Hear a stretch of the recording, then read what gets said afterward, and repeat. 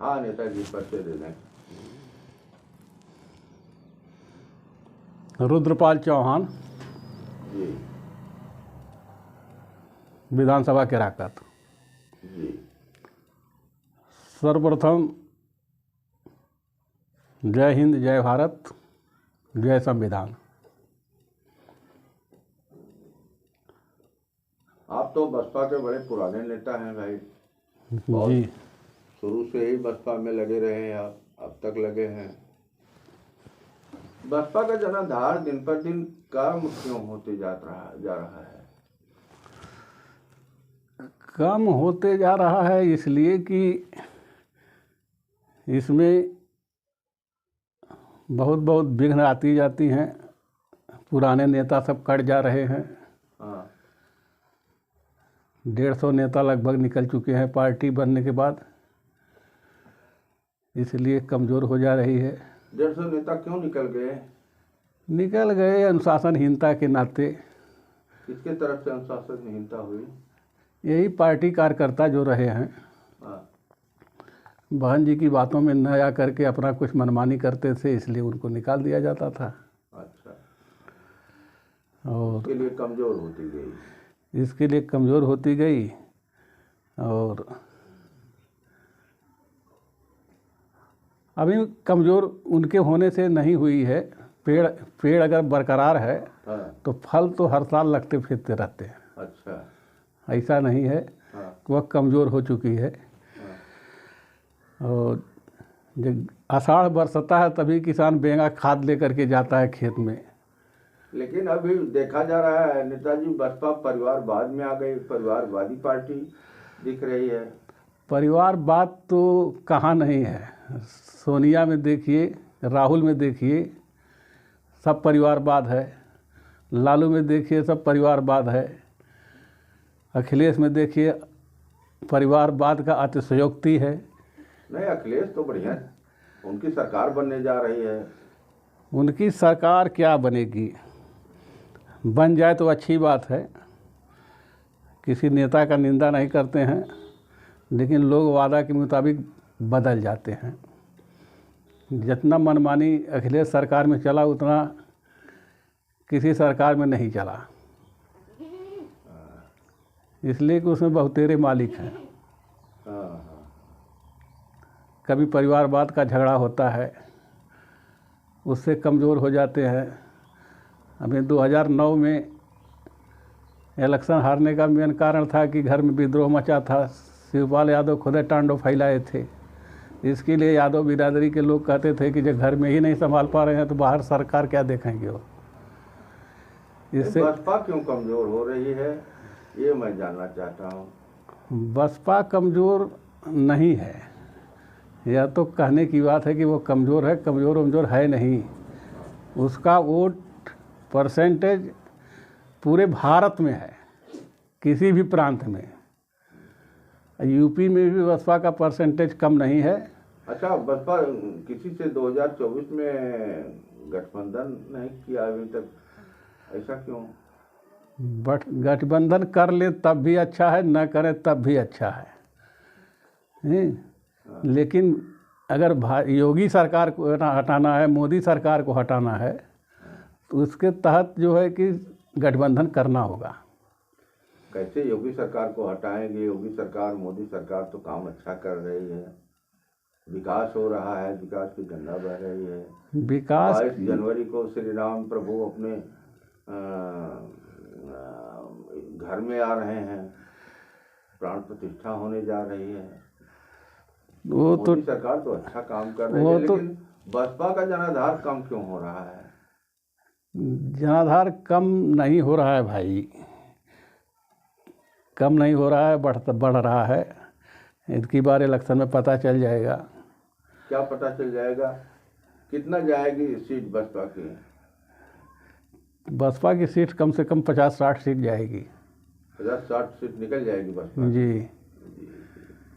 तब तो बड़ा उछाल हो जाएगा बसपा में नेताजी। और पहले भी हम बोल चुके हैं ना कि बहन जी को इसकी बार प्रधानमंत्री बनना है, तय है। लेकिन विधानसभा में तो सिर्फ एक ही सीट बसपा की निकली। ऐसा है कि एक सीट निकली तो कभी बीजेपी भी एक थी, 2 सीट निकालती थी। तो इलेक्शन किस लिए होता है? परिवर्तन के लिए ना। जनता परिवर्तन करती है, कभी किसी को परसेंटेज ज़्यादा दे देती है वोट का, कभी किसी पार्टी को दे देती है। किसी दिन कांग्रेस का ज़माना था, लेकिन आज वो यूपी में बिल्कुल गड़बड़ हो गई है। तो अब किसकी सरकार आना चाहिए आपके हिसाब से? हम तो कह रहे हैं मायावती की सरकार आनी चाहिए। अच्छा, इसलिए कि वो संविधान की पुजारी हैं। तो आप कह रहे हैं 50 सीट 60 सीट आएगी। 50-60 सीट से सरकार कैसे बन पाएगी? बहुमत नहीं आएगी तो होगी ना। गठबंधन किसी से करेंगे नहीं, और 50-60 सीट से सरकार कैसे बन पाएगी? कैसे प्रधानमंत्री बनेगी बहन जी? ये बात नहीं, इस गठबंधन तो करने को तैयार है इस समय। अच्छा, किससे करेंगी गठबंधन? वो इंडिया से करेगी। हाँ, इंडिया का जो दल बन रहा है हाँ, पूरे भारत से, हाँ। उसी दल में ये भी रहेगी। लेकिन नेताजी, इंडिया गठबंधन में बिना दूल्हे के बारात जैसा गठबंधन है, इसमें किसी को मुद्दा नहीं बनाया है प्रधानमंत्री का दावेदार। समय आएगा तो बना देंगे ना। बारात जाएगी, दूल्हा दरवाजे पर बन जाएगा। नहीं, पहले बन जाएगा। तो दूल्हा तो होना चाहिए। दूल्हा बाद में बनाने का मतलब में जो है कि बीजेपी वाले देखिए बिना दूल्हे का जो है कि इलेक्शन करवाए, और बाद में वो दूल्हा बनाने में बड़ी दिक्कत हो रही है। हाँ, उसमें तानातानी हो गई है तमाम। वसुंधरा राज अलग चल रही है, और चौहान जी हैं अलग हैं जी। अभी मैं छोड़ा बांधा चलत हो। और ऐसा है कि संविधान जो बना है भारत का न, जी, वह संविधान नहीं बना होता, वह नहीं रहता तो ये मनुवादी लोग जी, अब तक कहाँ से कहाँ क्या क्या कर देते। बताइए, संविधान पे ही बताइए कुछ। कितना अनर्गल बीजेपी सरकार में हुआ है। तानाशाही, हिटलरशाही, सदन में लोगों को निकाल दिया जा रहा है, विपक्ष के लोगों को। ये मनमानी है कि नहीं है? तो संविधान नहीं होता। जैसे अभी सदन में की बात आपने कही नेताजी, सदन में अनुशासन में रह के कार्य करना होता है ना। अनुशासन में होकर काम करना होता है, तो विपक्ष का कोई गाली तो उनको दिया नहीं। अनुशासन से बाहर जो जाएगा, मुद्दे की बात उठाते हैं तो उनको अनुशासनहीनता बोल रहे हैं।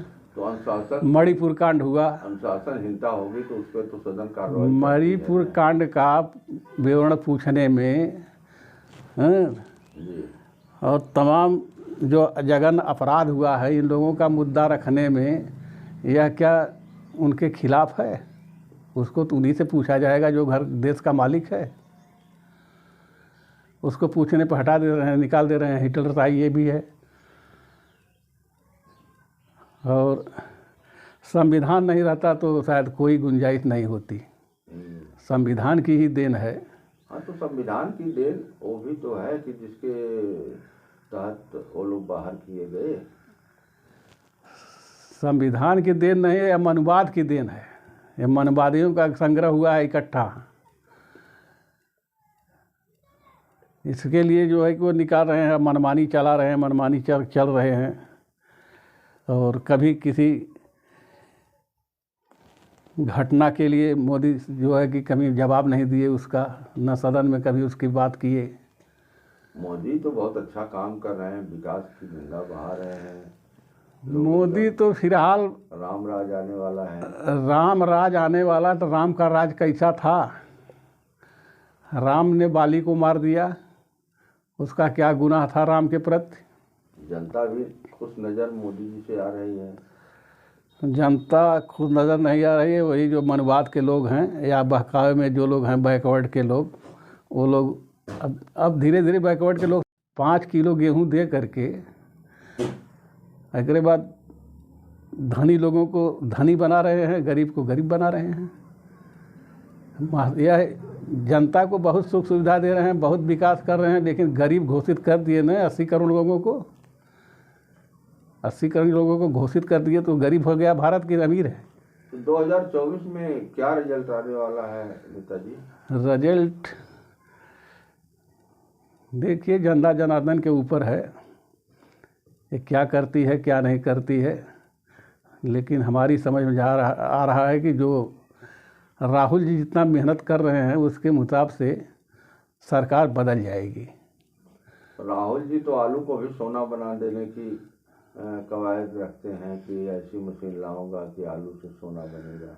हाँ, वो तो नेता लोग का जुमला है। जुमला है, बोलते हैं लोग। नेता पहले होते थे तो देश के हित के बारे में सोचते थे। हाँ। नेता चंद्रशेखर, भगत सिंह, शिवाजी, वीर अब्दुल हमीद वगैरह ये सब नेता थे जो जान की आहुति दे दिए। लेकिन ये लोग तो अब हो गए हैं प्रेता। प्रेता हो गए हैं, देश को खा जाने की साजिश है, तो तमाम तरह के झूठ साज मसला बोल करके। तो 2024 में क्या हो सकता है, किसकी सरकार बन सकती है? मोदी की सरकार तो नहीं बनेगी, इसके बाद देखिए किसकी बनती है। मेरा तो प्रयास रहेगा कि मायावती जी बने। आपका प्रयास रहेगा। हाँ, चलिए।